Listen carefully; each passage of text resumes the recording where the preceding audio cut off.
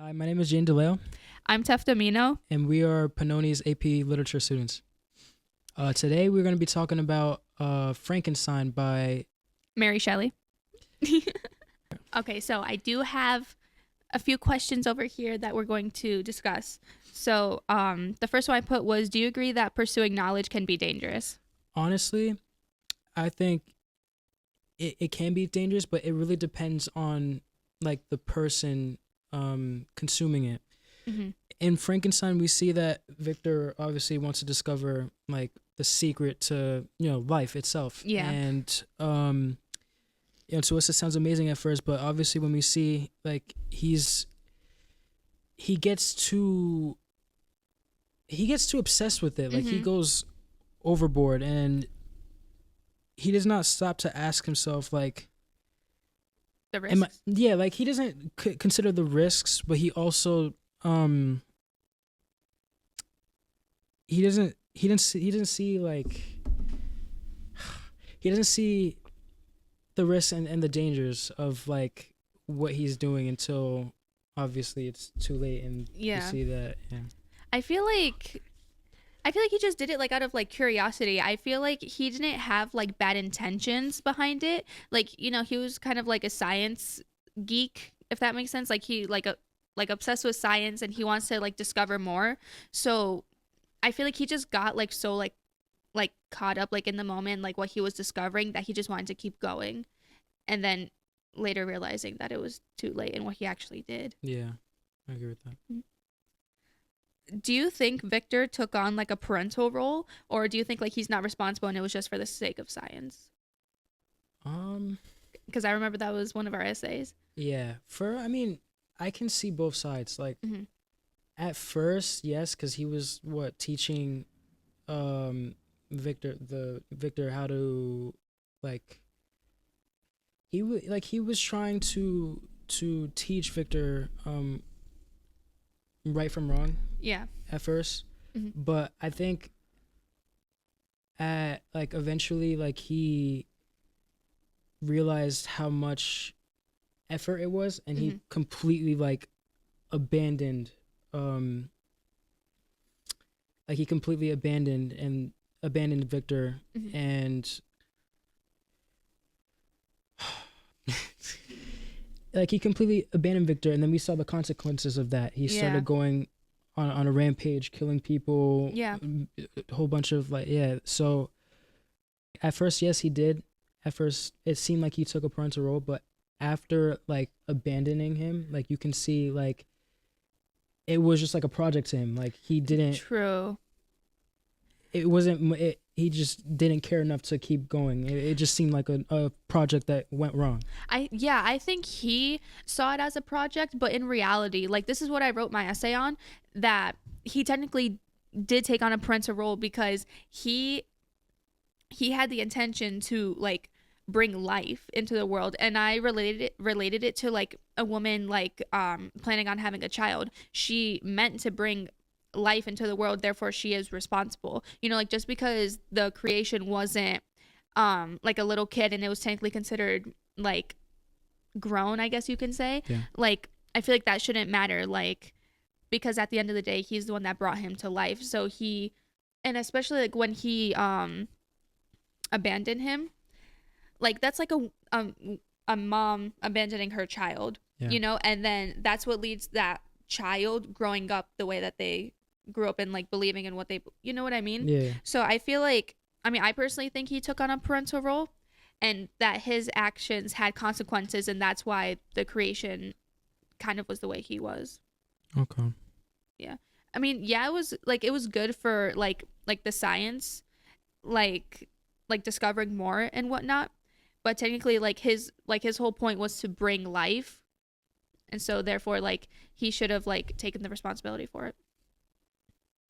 After reading the book, we watched two movies. We saw Frankenstein and Young Frankenstein, and I believe one of the questions we were asked was which movie was a better like representation of what Shelley was originally like going for. And a lot of people said Young Frankenstein. What do you think? Um, to clarify, what Young Frankenstein was. Was Frankenstein, like that guy, you know? Oh, okay. Yeah, no, I mean, definitely that was the comedy one, right? Yeah. Yeah, I did enjoy Young Frankenstein. It had us most of us laughing. It Yeah. definitely was. It was entertaining, but Hmm. I feel like Frankenstein obviously um reflects more of like the novel, like the ideas Yeah. and everything. Like it's a better representation of Frankenstein, like Yeah. everything that happened. Because I was talking with another student and he said that the second one was better because the comedy helped people, or like helped them all like understand the main idea more. But I thought the opposite. I think comedy takes away from it because you're so focused on like what you were laughing at. You were just thinking about that and you're not thinking about like what they meant behind it, if that makes sense. Hmm. Because in Frankenstein, um Victor's wife ends up being killed. And Yeah. I feel like because of that, it shows the dangers, it shows the risks. Whereas at the end of Young Frankenstein, the monster just does something inappropriate with the wife. I feel like that just brought everyone's attention somewhere really Yeah. different. Like it makes us all laugh instead of like, I don't know, I just feel like it didn't show like the risks. I know we keep saying that a lot, but it's like because that's the whole point of the book, like how pursuing knowledge could also be risky. And I feel like the second movie didn't really show that. Yeah. Yeah. All right. What was your favorite part of the book?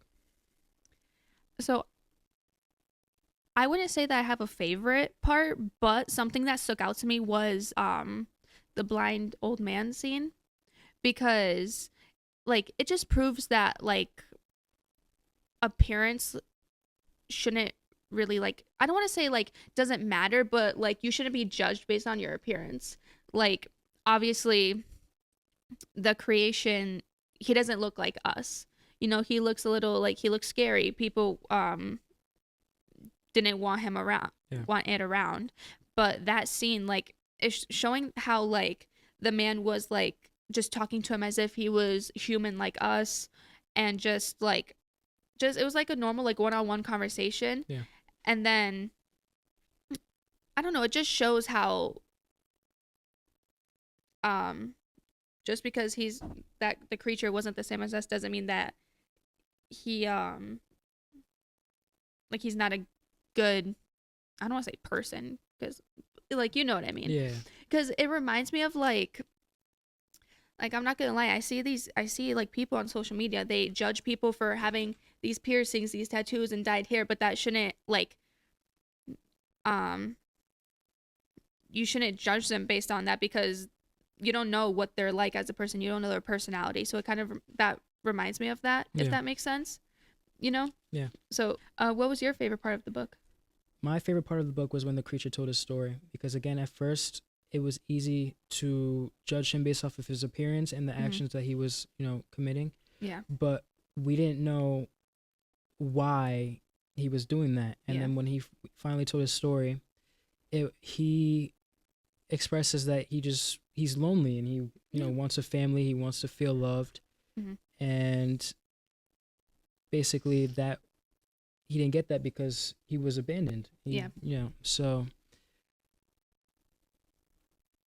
That goes into the parental thing too. yeah, that You it, know? it does because again he looked up to Victor Yeah. as like pretty much like his creator, his Yeah, creator, his that was father figure. Like that was his his literal creator. yeah, and for him to like for Victor to abandon him, it crushed him. It pretty Yeah. much crushed him. It crushed him, and Yeah.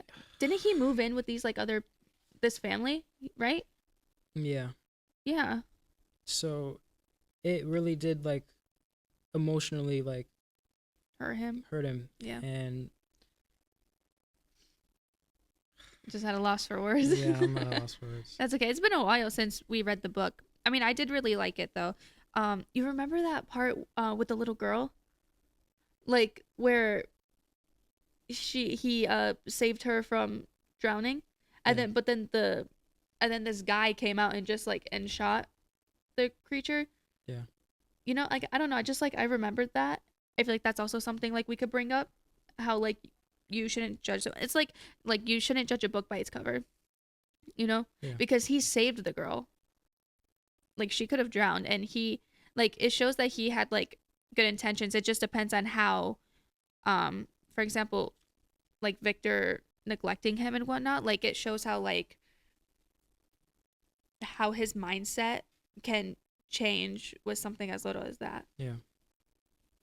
And also in the movies, like I believe it was the first movie we saw, Frankenstein, he threw the girl in the right? He threw the girl in the water. Oh yeah, he did. And then in the second movie, they were on like the what's it called, a seesaw or whatever. You know the thing where like it's at the park. One Yeah. person's like this and they go like this. Yeah, Yeah, seesaw. the seesaw, You know? And then all of a sudden he gets on the seesaw and she goes whoop, into her bed. Yeah. Like anyways, but Would you recommend this book to anybody? Like, would you recommend this book at all? yeah. I definitely would, not just because like